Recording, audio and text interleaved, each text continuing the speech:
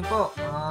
Eto nga po pala yung ano ko ano, eto may ano yung diferensya yung audio ko. So ngayon po, gagawin ako yung banyo ng first floor and yun nga po, ito yung old style.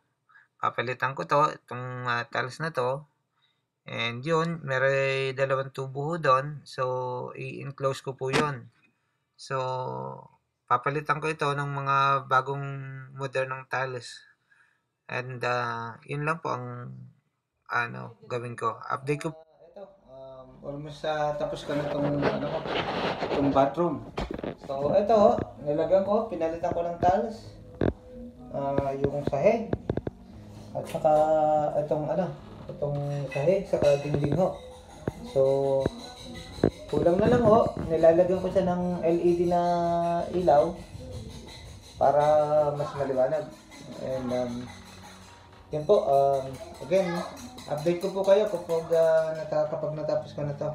Sige po, thank you so much. Bye-bye. Good morning po. Ito nga po pala yung update na ng bathroom na ginawa ko. So, yan yung salamin na tinornohan ko ng dito sa dingding, no. So, ito yung modernong tiles na nailagay ko and so far so good naman yung outcome nito. And yan, pininturahan ko ito ng kulay puti para mag-match din. Bago ang sink. And okay naman siya. So, yung sahig, matching naman po. Medyo hindi lang siya shiny para hindi madulas kapag nabasa. Yung area na po yan, naitago ko na yung pinakang